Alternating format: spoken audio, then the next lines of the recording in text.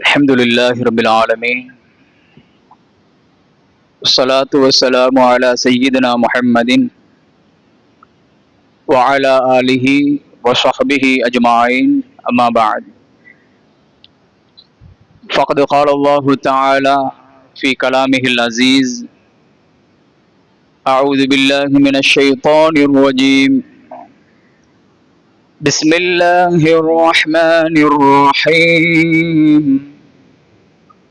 والعصر إن الإنسان لفي خسر إلا الذين آمنوا وعملوا الصالحات وتواصوا بالحق وتواصوا بالصبر صدق الله العليم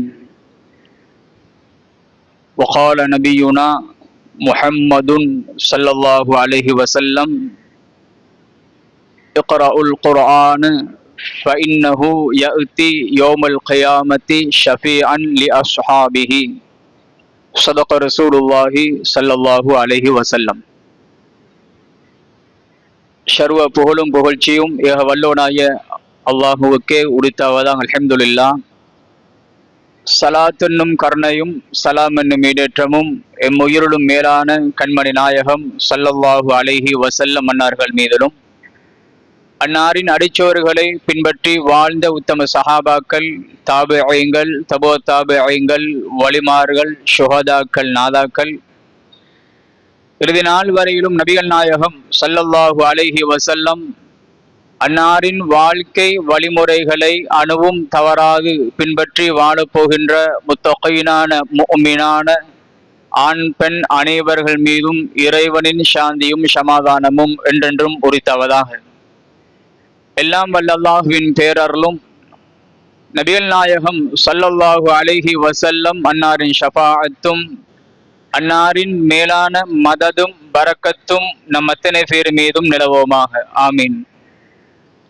அல்லாஹுடைய கடமையை நிறைவேற்றுவதற்காக வேண்டி இப்பள்ளி வாயிலில் இஅ்திகாஃப் என்னும் நியத்தோடு அமர்ந்து கொண்டிருக்கும் அல்லாஹ்வின் நல்லடியார்களே, அல்லாஹும் அவனின் ரசூலும் எந்தெந்த விடயங்களை எல்லாம் எடுத்து நடக்குமாறு நமக்கு கட்டளை பிறப்பித்துள்ளார்களோ அந்தந்த விடயங்களை எங்களுடைய வாழ்க்கையில் எடுத்தும், எவைகளையெல்லாம் தவிர்ந்து கொள்ளுமாறு நமக்கு எச்சரிக்கை செய்திருக்கிறார்களோ அவைகள் அனைத்தையும் முற்றிலும் தவிர்ந்து கொள்ளுமாறும் முதலில் எனக்கும் அப்பால் உங்களுக்கும் வசியத்தும் நசீஹத்தும் செய்கிறேன். அல்லாஹு தௌஃபீக் செய்வானாக. அன்புள்ளம் கொண்ட சகோதரர்களே, பெருமானார் ஸல்லல்லாஹு அலைஹி வஸல்லம் சொன்ன ஒரு ஹதீஸ், ஒரு மனிதன் வஃபாத்தானதுக்கு பின்னால் கபருக்கு வந்து சேரக்கூடிய விடயங்களில் ஒன்று வலதின் சாலிஹின் யதுஉ லஹு.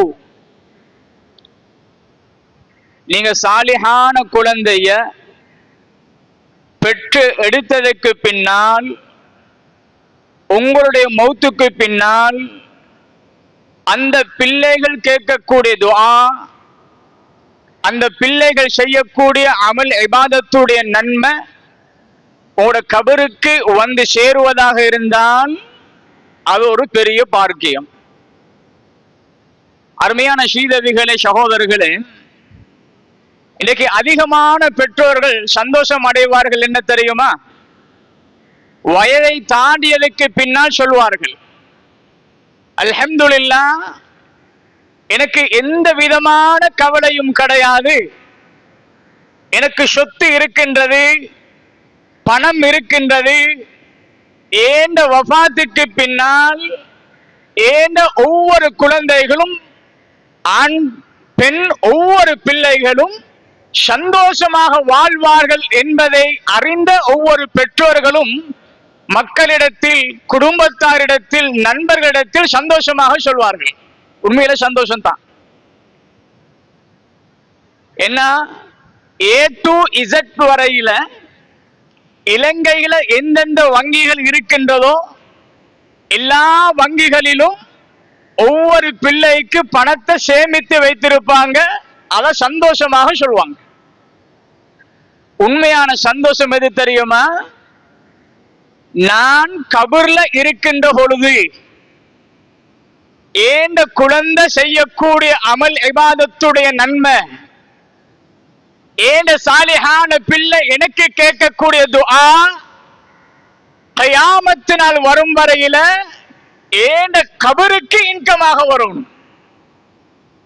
இந்த நிலையை உருவாக்குவதற்கு அருமையான சகோதரர்களே, முதலாவது எங்கட குழந்தைக்கு நாங்க மார்க்கத்தை சொல்லிக் கொடுத்தால், விசேடமாக குர்ஆன சொல்லிக் கொடுத்தால், உலகத்தில ஒரு ஹாஃபிலாக ஒரு ஆலிமாக நாம் அந்த குழந்தைகளை ஆக்கினால் அல்ஹம்துலில்லாஹ் அந்த குழந்தைகள் கியாமத்தினால் வரும் வரையில உங்களோட உண்மையான ஆசை அல்ஹம்துலில்லாஹ் அவங்க செய்யக்கூடிய துஆ உங்களோட கபருக்கு வந்து சேரும். கண்ணியமான சீதவிகளே, அருமையான சகோதரர்களே, ஜும்ஆவுடைய நேரம் குறுகிய நேரம் என்ற காரணத்தினால் சுருக்கமாக சில விடயங்களை நான் முன்வைக்கிறேன். நபிகள் நாயகம் ஸல்லல்லாஹு அலைஹி வஸல்லம் மன்னவர்கள் ஒரு ஹதீஸில் சொன்னாங்க, குர்ஆனுடைய மதிப்பை பற்றி உங்களோட பிள்ளைகளை ஒரு ஹாஃபிலாக நீங்கள் ஆக்கினால், உங்களோட குழந்தைகள் ஒரு மனனம் செய்த உண்மையான அல்லாஹ் ரசூலுக்கு பயந்து நடக்கக்கூடிய ஒரு ஹாஃபிலாக இருக்குமேயானால், அந்த குழந்தையுடைய நிலைய நபிகள் நாயகம் ஸல்லல்லாஹு அலைஹி வஸல்லம் ஒரு ஹதீஸில் சொன்னாங்க. என்ன ஹதீஸ்? லவ் அன்னல் குர்ஆன் ஜுஇல ஃபீ இஹாபின், குர்ஆன ஒரு மனிதனுடைய உள்ளத்தில் கொடுக்கப்பட்டால், ஒரு குழந்தை குர்ஆன மனனம் செய்தால், அரபு மொழியில லாம் வாவ் லவ் என்ற வார்த்தையை கொண்டு வந்து ஒரு கலாமுக்கு முன்னால் கொண்டு வந்து சொன்னால், உலமாக்களுக்கு தெரியும் லவ் ஷர்த்து இம்தினாஇய்யா என்று சொல்லப்படுகிறது. நடக்க முடியாத ஒரு காரியம். இது அரபு சட்டம். ஸல்லல்லாஹு அலைஹி வஸல்லம் சொன்னாங்க, ஒரு மனிதனுடைய உள்ளத்தில குர்ஆன் ஹிஃபுல் செய்திருந்தால், அந்த மனிதன் அந்த குழந்தை சும்ம உல்கிய ஃபின்னார், அந்த பிள்ளைய நெருப்பில் வீசப்பட்டாலும் மஹ்தரக், ஒரு நாளும் அந்த பிள்ளை பத்தாது என்று சொன்னாங்க ஸல்லல்லாஹு அலைஹி வஸல்லம். நாங்க யாரையும் நெருப்புல போட்டு சுடுவது இல்லை. அதனாலதான் இந்த ஹதீஸில் லவ் என்ற வார்த்தையை கொண்டு வந்து சொன்னாங்க ஸல்லல்லாஹு அலைஹி வஸல்லம். அருமையான சகோதரர்களே, இன்னொரு ஹதீஸில் வருகிறது, இந்த ஹதீஸுடைய தொடரில் யாருடைய உள்ளத்தில குர்ஆனுடைய வசனங்கள் சூரத்துக்கள் குர்ஆனை யார் முழுமையாக மரணம் செய்கிறார்களோ அல்ஹம்துலில்லாஹ் நரக நெருப்பு அவனை தீண்டாது என்று சொன்னாங்க ஸல்லல்லாஹு அலைஹி வஸல்லம். அருமையான சீதவிகளே, எந்த பெற்றோர்கள் ஆசைப்படுவார்கள் ஏண்ட பிள்ளை கபரில நெருக்கப்பட வேண்டும் என்று யாரும் ஆசைப்பட மாட்டார்கள். ஏண்ட பிள்ளை நெருப்பு தீண்ட வேண்டும் என்பதை ஆசை வைக்க மாட்டார்கள். சொன்னாங்க ஸல்லல்லாஹு அலைஹி வஸல்லம் மன்னவர்கள், உலகத்தில் யார் அல்லாஹ்வுடைய கலாம யார் மனனம் செய்கிறார்களோ நெருப்பு அவனை தீண்டாது என்று சொன்னாங்க ஸல்லல்லாஹு அலைஹி வஸல்லம் மன்னவங்க. இன்னொரு ஹதீஸ், இதா மாத்த ஹாஃபிதுல் குர்ஆன், குர்ஆன மனனம் செய்த ஒரு நபர் உலகத்தை விட்டும் பிரிந்தால், குர்ஆன சுமந்த ஒரு ஆண் உலகத்தை விட்டும் பிரிந்தால், அவ்ஹல்லாஹ் இலல் அர்த், பூமியை பார்த்து அல்லாஹ் சொல்வானாம், அவரை நீ சாப்பிடலையா என்று கேட்பான். யார? கபர்ல அடக்கம் செய்ததற்கு பின்னால மண்ணே பூமியே அடக்கம் செய்யப்பட்டவரை நீ சாப்பிடவில்லையா என்று கேட்கப்படும். அந்த மண் சொல்லுமாம், யா அல்லாஹ், எப்படி இவரை நான் சாப்பிடுவது? அருமையான சகோதரிகளே, கண்ணியமான சீதவிகளே, இன்றைக்கு உலகத்தில குர்ஆனுக்கு கொடுக்கக்கூடிய மதிப்பை விட, மார்க்க கல்விக்கு கொடுக்கக்கூடிய மதிப்பை விட, உலக கல்விக்கு கொடுக்கக்கூடிய மதிப்பை கண்ணுடாக பார்க்கிறோம். மார்க்க கல்விக்கு நாம் முக்கியத்துவம் கொடுக்குமேயானால் அல்ஹம்துலில்லாஹ் உலக கல்வி சாதாரணமாக லேசாக வரும். இன்னைக்கு அந்த கண்ணியம் இல்லை. உங்களோட பிள்ளைகள் கபரில் நாசமாக்கப்பட வேண்டும். கபர் அந்த மண் உங்களோட குழந்தைய சாப்பிட வேண்டும் என்று யாரும் விரும்ப மாட்டாங்க. அந்த மண் சொல்லுமாம், யா அல்லாஹ், எப்படி இவரை நான் சாப்பிடுவது? ஃபீ கல்பிஹி கலாமுக் யா அல்லாஹ். சுப்ஹானல்லாஹ். எது? யா அல்லாஹ், ஓண்ட கலாம், ஓண்ட குர்ஆன், ஓண்ட சூரத்துக்களை, ஆயத்துக்களை இந்த பிள்ளை, இந்த மனிதன் உள்ளத்தில் சுமந்திருக்கிறார். யா அல்லாஹ், எப்படி இவரை சாப்பிடுவது என்று மண் அல்லாஹ்விடத்தில் முறையிடும் சொல்லும். அருமையான சகோதரர்களே, யாருடைய உள்ளத்தில் குர்ஆனுடைய ஆயத்துக்கள் மரணம் செய்திருக்கிறார்களோ அல்ஹம்துலில்லாஹ், நீங்க நினையுங்க, கயாமத்து நாள் வரும் வரையில யாருடைய உள்ளத்தில் குர்ஆன் இருக்கின்றதோ, யார் குர்ஆனை சுமந்திருக்கிறாரோ, யார் குர்ஆனோட சம்பந்தப்பட்டிருக்கிறாரோ, ஒரு நாளும் அந்த மண் அவரை சாப்பிட மாட்டாது என்பதை இந்த ஹதீஸிலிருந்து நாம் விளங்கிக் கொள்ள வேண்டும். கண்ணியமான சீதவிகளே, ஸல்லல்லாஹு அலைஹி வஸல்லம் அவங்க சொன்னாங்க, கயாமத்து நாளில ஒரு சிம்மாசனம், இந்த சிம்மாசனத்தை போன்று அல்ல, சொர்க்கத்தில் முத்து வைரங்களால் ஜோடிக்கப்பட்ட அழகான பெருமதி வாய்ந்த ஒரு சிம்மாசனத்தில உம்மாவை வாப்பாவை உட்கார வைக்கப்படும். இது மேக்ஸ் படிச்சவங்களுக்கு அல்ல, சயின்ஸ்ல பாண்டியத்தியம் பெற்றவங்களுக்கு அல்ல, ஹிஸ்டரியில பாண்டியத்தியம் பெற்றவங்களுக்கு அல்ல. இன்னைக்கு உலகத்துல நாங்க பார்க்கிறோம், உங்களோட குழந்தை மகரிபுக்கும் இஷாவுக்கும் மத்தியில எந்த தாய் தந்தைகள், ஒரு காலம் இருந்தது அல்ஹம்துலில்லாஹ், மகரிபுக்கும் இஷாவுக்கும் மத்தியில தாய் தந்தைகள் குர்ஆன் ஓதுவதோட பிள்ளைகள் யாசீன ஓதுவாங்க. சின்ன பிள்ளைகள் அலிஃபுன் பாவுன் அதை ஓதிக்கொண்டிருப்பாங்க, ஸலவாத் ஓதுவாங்க. பிள்ளைகளுக்கு தாய் சொல்லிக் கொடுக்கக்கூடிய வார்த்தை, மகனே மகளே யாசீன ஓதுங்க, முல்க ஓதுங்க, வாக்கையாவை ஓதுங்க என்றுதான் சொல்லுவாங்க. உம்மா மோதுரத்தோட பாப்பா மோதுரத்தோட பிள்ளைகளும் மோதுவாங்க. இன்றைக்கு அப்படி இல்லை. இன்றைய காலம் பாடம் தான் போகும். உம்மா பாப்பா யூடியூப்ல இருப்பாங்க, பேஸ்புக்ல இருப்பாங்க, டிக்டாக் வீடியோஸ் நடிச்சு போடுவாங்க. அந்த நேரத்துடைய நன்மை பரக்கத்து தெரியாது. பிள்ளைய பார்த்தா சயின்ஸ் படிக்கலையா, மேக்ஸ் படிக்கலையா என்றுதான் கேட்பாங்க. இன்னைக்கு ஸ்காலர்ஷிப் புலமை பரிசையில நீங்க பாஸ் ஆகினா இதை வாங்கி கொடுப்பேன் என்று தாய்மார்கள் சொல்வார்கள், ஆசை ஊட்டுவார்கள். நீங்க யாசீன முழுமையாக மரணம் செய்தால், சூரா முழுக்க முழுமையாக மரணம் செய்தால், சிறிய 2 சூரத்துக்களை நீங்க மரணம் செய்தா இதை வாங்கி கொடுப்பேன் என்று சொல்வதை விட, நீங்க படிச்சு பாஸ் ஆகினா இதை வாங்கி கொடுப்பேன் என்று தான் சொல்வாங்க.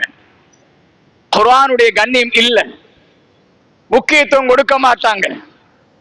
சொன்னாங்க ஸல்லல்லாஹு அலைஹி வஸல்லம் அவர்கள், அந்த தாயையும் தந்தையும் அல்லாஹ் சொர்க்கத்தில் கண்ணியமான ஒரு இடத்தில் ஒரு சிம்மாசனத்துக்கு மேலால் அமரச் செய்து கிரீடத்தை தலையில் வைத்து எல்லோரும் பார்க்க அந்த தாயையும் தந்தையும் அல்லாஹ் கண்ணியப்படுத்துவான் என்று சொன்னாங்க ஸல்லல்லாஹு அலைஹி வஸல்லம்.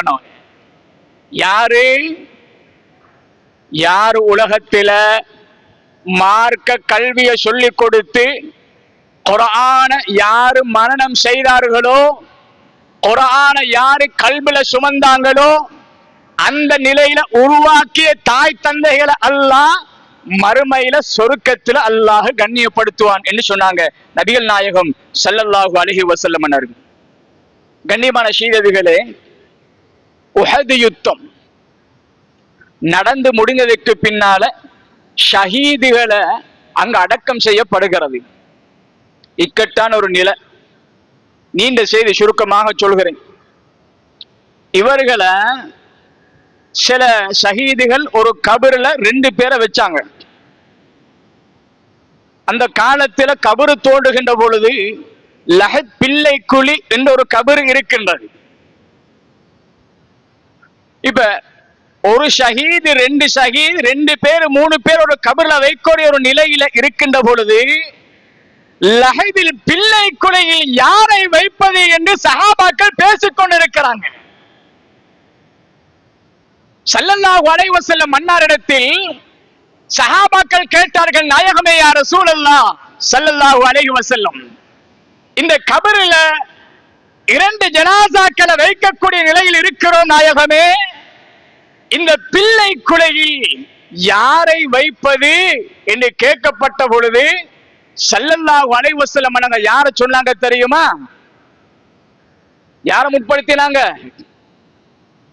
சஹாபாக்களை பார்த்து சொன்னாங்க, அருமையான தோழர்களே, இதுல யார் குர்ஆனை யாரு மரணம் செய்தாங்களோ, ஷஹீதாக்கப்பட்டவர்களில் யார் ஹாஃபிஸாக இருக்கிறார்களோ, யார் குர்ஆனில் கொஞ்சம் மரணம் செய்திருக்கிறார்களோ அவர்களை முதலாவது கண்ணியப்படுத்துங்க என்று சொன்னாங்க ஸல்லல்லாஹு அலைஹி வஸல்லம். எல்லோரும் சஹாபாக்கள் தான் என்றாலும் கூட குர்ஆனை மரணம் செய்தவர்களுக்கு, குர்ஆனில் கொஞ்சத்தை மரணம் செய்தவர்களுக்கு, குர்ஆனோடு தொடர்பு உள்ளவர்களை நபிகள் நாயகம் ஸல்லல்லாஹு அலைஹி வஸல்லம் அன்னவர்கள் அன்றைய காலத்தில் முற்படுத்தினார்கள்.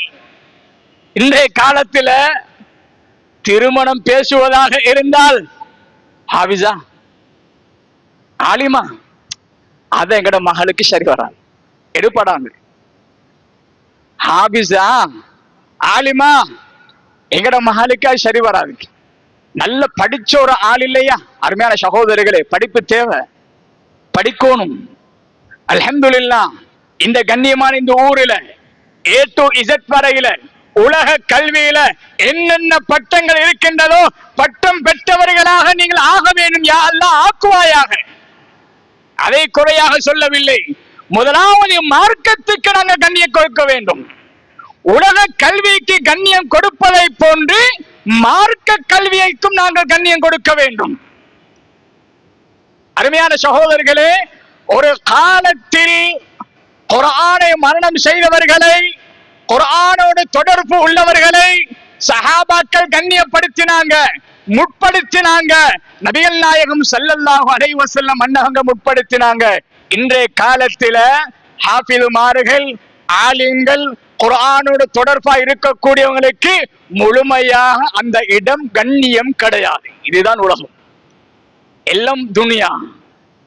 கண்ணியமான சீதவிகளே, அருமையான சகோதரர்களே, ஒரு ஹதீஸ், இக்ரஉல் குர்ஆன், குர்ஆனை நீங்க ஓதுங்க, فإنه يأتي يوم القيامة شفيعا لأصحابه. நீங்க குர்ஆனை ஓதுங்க, அது மறுமையில உங்களுக்கு சிஃபாறு செய்யும்படி சொன்னாங்க ஸல்லல்லாஹு அலைஹி வஸல்லம். எங்களுக்கு மன்றாடும். இந்த ஹதீஸ் எல்லோரும் தெரிந்த ஹதீஸ். இன்னைக்கு உலகத்தில யார் குர்ஆன் ஓதுறாங்க? ஒரு காலம் இருந்தது, அல்ஹம்துலில்லாஹ் மாஷா அல்லாஹ், இந்த ஊரில் கூட கேள்விப்பட்ட அளவுக்கு அல்லாஹ்வுடைய கிருபையால அன்றைய காலத்தில் வாழ்ந்த முதியவர்கள், வாலிபர்கள், வயோதிபர்கள் கூட ஐங்கால தொழுகைக்கு பின்னால் மாஷா அல்லாஹ் குறைந்தபட்சம் ஒரு 2 பேஜாவது ஓதிட்டு தான் போவாங்களாம். அதுதான் பரக்கத். எங்கட ஊர்ல எந்த ஊர்ல, எந்த கிராமங்கள்ல, எந்த வீடுகள்ல குர்ஆன் ஓதப்படுகிறதோ, எந்த மஸ்ஜிதுகள்ல குர்ஆன் ஓதக்கூடிய சகோதரர்கள் சீனியர்கள் இருக்கிறார்களோ, அல்ஹம்துலில்லாஹ், அந்த ஊருக்கு ஒரு நாளும் அல்லாஹ் பஞ்சத்தை கொடுக்க மாட்டான். பயங்கரமான ஆபத்தை அல்லாஹ் கொடுக்க மாட்டான். நிவாரணமற்ற நோய்கள் வராமல் அல்லாஹ் காப்பாற்றுவான். அருமையான சீதவிகளே, உங்களோட வயோதிபர்களிடத்தில் நீங்கள் கேட்டு பாருங்கள். ஒரு காலம் இருந்ததாம், அல்ஹம்துலில்லாஹ், இந்த கண்ணியமான இந்த மஸ்ஜிதில், இந்த கண்ணியமான இந்த ஊரில், செழிப்பான இந்த ஊரில் ஐங்கால தொழுகைக்கு பின்னால் வயோதிபர்கள் மட்டும் அல்ல, வாலிபர்கள் கூட மாஷா அல்லாஹ் கொஞ்சம் அளவாவது குர்ஆன் ஓதக்கூடிய காட்சிகளை ஒரு காலத்தில் கண்டார்கள். இன்றைக்கு பார்த்தா அது குறைவு. இந்த ஊர்ல மட்டும் அல்ல, எல்லா இடங்களிலும் தான். இன்னைக்கு வாலிபருடைய கையில எப்ப இந்த ஹேண்ட்போன் வந்ததோ அதற்கு பின்னால குர்ஆன் கையில இல்லை. இன்னைக்கு மஸ்ஜிதுகளிலும் பார்க்கலும் யாசீன ஓதுவதாக இருந்தால் கூட டேபிள்ல யாசீன் நீக்கும், குர்ஆன் இருக்கும். அதை கையில் எடுத்து ஓதுவதை விட ஹேண்ட்போன்ல தேடித்தான் ஓதுவாங்க. நடக்குதா இல்லையா? இன்னைக்கு அதிகமான வாலிப பிள்ளைகள் டிக்டாக் வீடியோஸ், அல்லாஹுடைய மாளிகைக்கு முன்னால நடிச்சு போடணுமா, பாடி போடணுமா, ஆடி போடணுமா, எல்லாம் செஞ்சு போடுவாங்க. அது ஆண் குமரி பெண்கள் உம்மா பெருமையாக பேசுவா, மாஷா அல்லாஹ், எங்கட மகள் பாடி போட்ட அந்த பாட்டு நானும் FB-ல பார்த்தேன். எத்தனையோ பேர் கமெண்ட்ஸ் பண்ணி இருப்பாங்க, your voice very nice, கிளி மாதிரி voice அப்பா. எத்தனையோ பேர். கண்ணியமான சகோதரர்களே, இது உண்மையான முஃமினுக்குரிய அடையாளம் அல்ல. நாங்கள் விரும்ப வேண்டும், உலகத்தில நீங்க செய்யக்கூடிய இந்த செயல் நாளை மறுமையில கபரில அது சோதனையாக வருவதே தவிர அது நன்மையாக வராது. நீங்க எதற்காக வேண்டி இந்த வேலையை செய்கிறீங்க, எதற்காக வேண்டி இந்த செயலை செய்கிறீர்கள்? போலி சில சகோதரர்கள் கமெண்ட்ஸ் பண்ணணும். எப்படி டான்ஸ், எப்படி பாடினாரு, எப்படி அந்த பொம்பளை புள்ள பாடினா, கிளி மாதிரி வாய்ஸ் அல்லவா? இந்த கமெண்ட்ஸுக்கு தானே. அது அல்ல உண்மை. கியாமத்து நாளில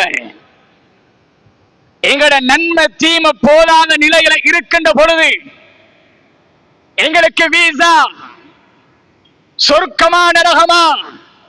கனடாவுக்கு அல்ல, அமெரிக்காவுக்கு அல்ல, லண்டனுக்கு அல்ல, உலகத்தில் நீங்க செய்த வேலைகளுக்கு சொர்க்கமா நரகமா? அங்க வீசா கிடைக்கின்ற அந்த நேரத்தில் நன்மை போதாமல் இருக்கும். குர்ஆன் வந்து முன்னுக்கு நிற்கும், குர்ஆன் முன்னுக்கு வந்து நிற்கும். யா அல்லாஹ், உலகத்தில இந்த அடியான் உலகத்தில வாழுகின்ற பொழுது இந்த சகோதரர், இந்த வாலிபர், இந்த வயோதிபர், இந்த பிள்ளையா அல்லாஹ் ஓட கலாமை எடுத்து ஓதினார். ஆகையான இவரை நரகத்துக்கு அனுப்புவதற்கு நான் விரும்ப மாட்டேன். யா அல்லாஹ், இவரை சொர்க்கத்துக்கு அனுப்பணும்.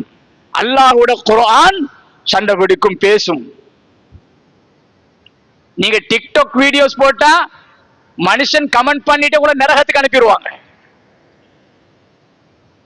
குர்ஆன் மாலோடும் மலக்குமாறு கமெண்ட்ஸ் பண்ணணும்.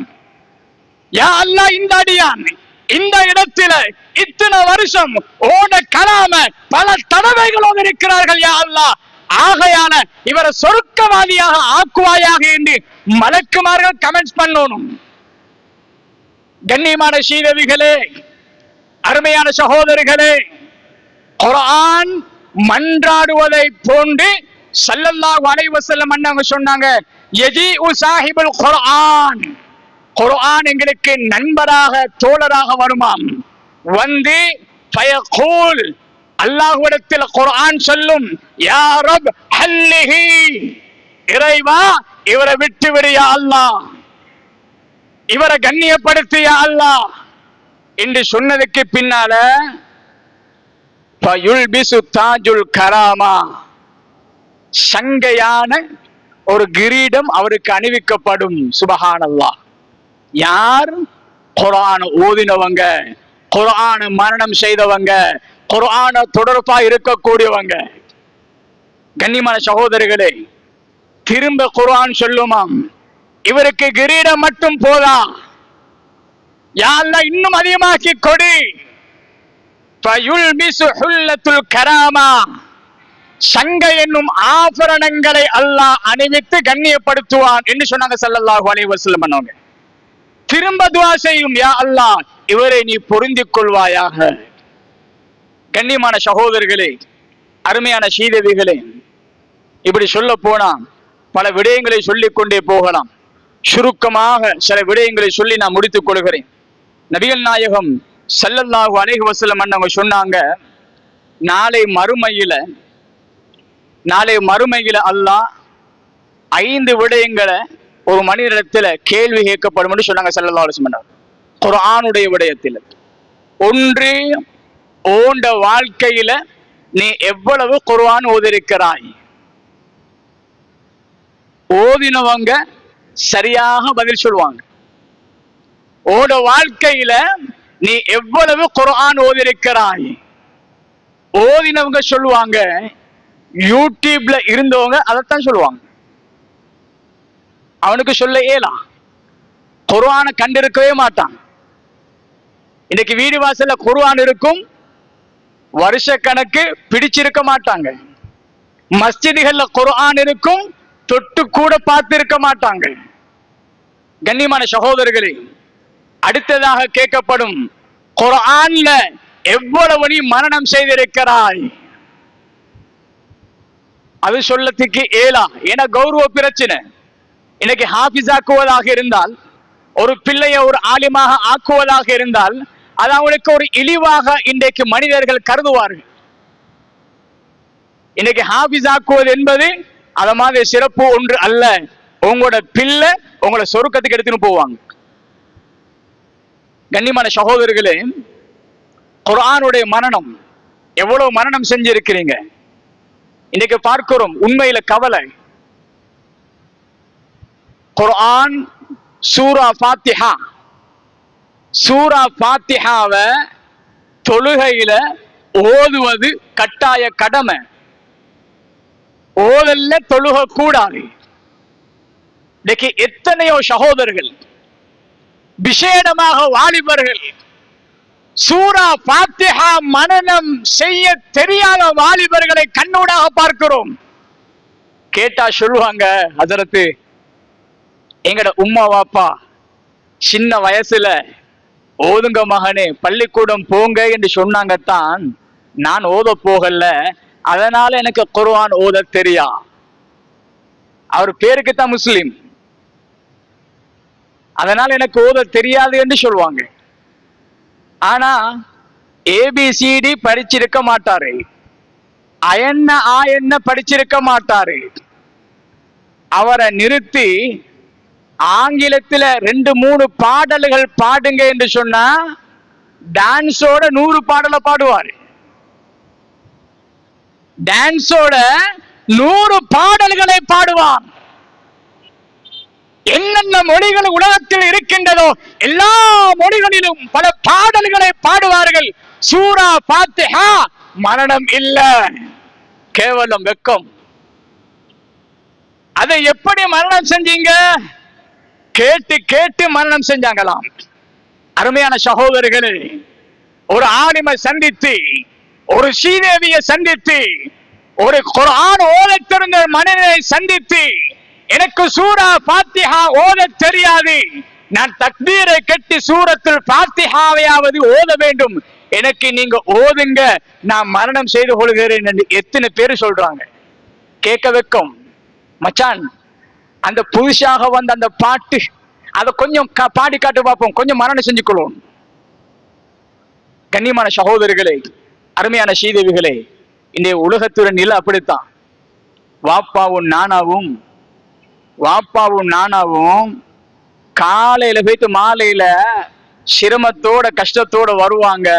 சில நேரம் வியாபாரத்துல லாபம் இருக்காது, நஷ்டத்தோட திரும்பி வருவாங்க. மனைவி கேட்பா, என்னங்க ஒவ்வொரு நாளும் காலையில போயிட்டு மாலையில வாரீங்க, நஷ்டத்தோட திரும்பி வாரீங்க, இப்படி ஒவ்வொரு நாளும் வந்தா? மனைவி கேட்பா, தாய் மகனிடத்தில் கேட்பா, சகோதரிகள் நாட தம்பிமாரிடத்தில் கேட்பார்கள். இப்படி நஷ்டத்தோட திரும்பி வந்தா எங்கட வாழ்க்கை எப்படி ஓடும்? உண்மைத்தான். கண்ணியமான சகோதரர்களே, ஒரு சஹாபி ஸல்லல்லாஹு அலைஹி வஸல்லம் அன்னவங்க சொல்லி கொடுத்தாங்க, கஷ்டத்தை சொன்னாங்க. அந்த சஹாபியை பார்த்து சொன்னாங்க, தோழரே, நீங்க சூரா வாக்கியாவை ஓதுவது இல்லையா என்று கேட்டாங்க. ஏன்னா சூரத்துல் வாக்கியா, இதுக்கு இன்னொரு பெயர் சூரத்துல் கினா, செல்வத்தை தேடித்தரக்கூடிய சூரா. மாஷா அல்லாஹ். அவங்க கேட்டாங்கன்னா, நீங்க சூரத்துல் வாக்கியாவை மக்ரிபுக்கு பின்னால் தினம் தோறும் ஓதி வாருங்கள், ஒரு நாளும் உங்களோட வீட்டுக்கு பஞ்சம் ஏற்படாது என்று சொன்னாங்க. எங்கட தாய்மார்கள் மக்ரிபுக்கும் எஷாவுக்கும் மத்தியில நாடகம் தான் ஓடும். யூடியூப்ல நாடகத்தான் பார்ப்பாங்க, திரைப்படம் ஓடும், பாடல்களை கேட்பாங்க, கணவரிடத்தில் கேள்வியும் கேட்பாங்க. இனி எங்க பரக்கத்து? ஒரு காலம் ஒவ்வொரு வீடு வாசலுக்கு முன்னால் நடந்து சென்றால் அல்ஹம்துலில்லாஹ் முன் சொன்னதை போன்று யாசீன் ஓதுவாங்க, முல்க ஓதுவாங்க, வாக்கியாவை ஓதுவாங்க. ஒரு நாளையில 200 ரூபாய் சம்பாதித்தவர்கள் கூட 8 பெண் பிள்ளைகளை ஒரு கரத்தால பார்த்தாங்க. அவ்வளவு பரக்கத்து, மாஷா அல்லாஹ். என்ன காரணம்? அந்த ஊர்ல குர்ஆனுடைய ஓசை அவளுக்கு உயர்ந்து இருந்தது. இதுதான் பரக்கத்.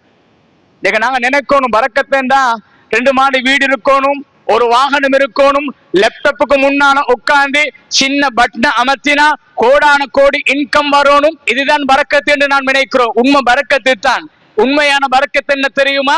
மனைவியோட, தாய் தந்தைகளோட, குடும்பத்தோட, ஊர் மக்களோட, கிராமவாசிகளோட எந்த விதமான கவலை கசப்பு ஒன்றுமில்லாம, டென்ஷன் இல்லாம ஒரு நாளைக்கு 500 ரூபாய் சம்பாதித்தாலும் மாஷா அல்லாஹ் ஒரு கரத்தால 8 பெண் பிள்ளைகளை பார்க்கிறாங்க என்று சொன்னா இதுதான் பரக்கத். இன்றைக்கு மருமகன் தேடுறாரு, மாமா சம்பாதிக்கிறாரு, மூத்த நான சம்பாதிக்கிறாரு, சின்ன தம்பி சம்பாதிக்கிறாரு. ஒரு நாளையில 25,000 ரூபாய் 50,000 ரூபாய் சம்பாதிப்பாங்க. எப்ப பார்த்தாலும் கஷ்டம் சொல்லுவாங்க, எப்ப பார்த்தாலும் கஷ்டம். என்ன கஷ்டம்? பரக்கத்து இல்ல. அல்ஹம்துலில்லாஹ். அந்த அடிப்படையில் சொல்வதாக இருந்தால், கண்ணியமான ஹாஃபிதுகள், கண்ணியமான உலமாக்கள், மார்க்கத்தோட தொடர்பு உள்ளவர்கள் வாழ்க்கையை எடுத்து பாருங்க. ஒரு நாளைக்கு வெறும் 1000 ரூபாய் சம்பாதித்தாலும் சந்தோஷமாக வாழ்றாங்க. என்ன காரணம்? அவரோட வாழ்க்கையில குர்ஆன் இருக்கின்றது, குர்ஆன் ஓதுறாங்க, குர்ஆனை மனனம் செஞ்சிருக்கிறாங்க. அவங்களோட வீட்டில தாய் குர்ஆன் ஓதுகிறாள், மனைவி ஓதுகிறாள், சின்ன பிள்ளைகள் குர்ஆனை ஓதுறாங்க. அதனால அல்லாஹ் பரக்கத்தாக வாழ செய்து கொண்டிருக்கிறான். கண்ணியமான சகோதரிகளே, அருமையான ஸ்ரீதேவிகளே, ஆகையால் நாங்கள் சந்தோஷப்பட வேண்டும். கண்ணியமான சிறப்பான இந்த ஊரில் இதற்கு பின்னால ஒவ்வொரு வீடுகளிலும் நீங்க மனதில் கை வைங்க, ஏண்ட பிள்ளை கபருல சந்தோஷமாக இருக்கணும், ஏண்ட பிள்ளையுடைய உடம்ப இந்த மண் சாப்பிடாம அல்லாஹ் பாதுகாக்க வேண்டும் என்ற ஒரு ஆசை இருந்தால், நாளை கியாமத்து நாளில என்னையும் ஏண்ட மனைவி 2 பேரையும் ஏண்ட பிள்ளை ஒரு காலத்தில் அந்த பிள்ளையோட பரக்கத்தால மக்களுக்கு முன்னால் அழகான கண்ணியமான ஜோடிக்கப்பட்ட சிம்மாசனத்தில் வைத்து என்ன கண்ணியப்படுத்த வேண்டும் ஒரு ஆசை வந்தால், கண்ணியமான ஷீரதிகளே, அருமையான சகோதரர்களே, அல்ஹம்துலில்லாஹ் இந்த ஊர்ல ஆண்கள் மட்டுமல்ல பெண்கள் கூட ஒவ்வொரு வீடுகளிலும் 4 பெண் பிள்ளைகள் இருந்தால் 2 ஆண் பிள்ளைகள் இருந்தால் அல்ஹம்துலில்லாஹ் நீங்க உலக கல்விக்கு எந்த அளவுக்கு முக்கியத்துவம் கொடுக்கிறீங்களோ அதை விட அல்ஹம்துலில்லாஹ் உங்களோட வீட்டுல 6 பிள்ளைகளை ஹாஃபிதுகளாக ஆலீம்களாக ஆக்குங்க. அல்ஹம்துலில்லாஹ் உங்களோட ஊருக்கு இதை விட அல்லாஹ் சிறப்பையும் ரஹமத்தையும் நிஅமத்தையும் இறக்கி கொண்டிருப்பான். ஆகையால நல்லவர்களாக வாழ்ந்து நல்லவர்களாக மரணிப்பதற்கு யா அல்லாஹ் நீ தௌஃபீக் செய்வாயாக. யா அல்லாஹ் எங்களுடைய பாவங்களை மன்னித்தருவாயாக. எங்களை பெற்றெடுத்து ஆளாக்கிய பெற்றோர்கள் செய்த பாவங்களை மன்னித்தருவாயாக. ரப்பி ரஹ்மான் இந்த ஊருக்கு அதிகம் அதிகம் பரக்கத்தையும் ரஹமத்தையும் நிஅமத்தையும் இறக்கி வைப்பாயாக. சோதனைகள் முசீபத்துக்கள் மனதை தாங்க முடியாத கஷ்டங்கள் வருத்தங்கள் வந்து விடாமல் இந்த ஊர் மக்களை காப்பாற்றுவாயாக. யா அல்லாஹ் இந்த ஊர்ல வளரக்கூடிய சிறாரிகளை வாலிபர்களை சீதேவிகளாக நீ ஆக்குவாயாக. நாங்கள் கேட்கும் துஆக்களை கபூல் செய்வாயாக. வ ஆகிரு தஅவானா அல்ஹம்துலில்லாஹி ரப்பில் ஆலமீன். அல்ஹம்துலில்லாஹ் வஹ்தா والصلاة والسلام على النبي المصطفى الذي لا نبي بعده سيدنا محمد صلى الله عليه وسلم وعلى آله وصحبه الذين اتبعوا رشدا ما بعد. فيا أيها الخلان أوصيكم ونفسي أولا بتقوى الله في السر والعلن في كل الأماكن والأحوال، فإن التقوى شعار المؤمنين ودثار المتقين. فقد قال الله تعالى في كلامه العزيز: أعوذ بالله من الشيطان الرجيم، بسم الله الرحمن الرحيم، والعشر إن الإنسان لفي خسر إلا الذين آمنوا وعملوا الصالحات وتواصوا بالحق وتواصوا بالصبر. صدق الله العليم. وقال نبينا محمد صلى الله عليه وسلم: اقرأ القرآن فإنه يأتي يوم القيامة شفيعا لأصحابه. صدق رسول الله صلى الله عليه وسلم. اللهم اجعلنا ممن تخلق بأخلاق الإسلام الحنيف وممن تاب الله وعمل صالحا والتمسوا سيرة النبي صلى الله عليه وسلم وسيرة السلف والخلف الصالحين. وأقول قولي هذا فاستغفروه إنه هو الغفور الرحيم.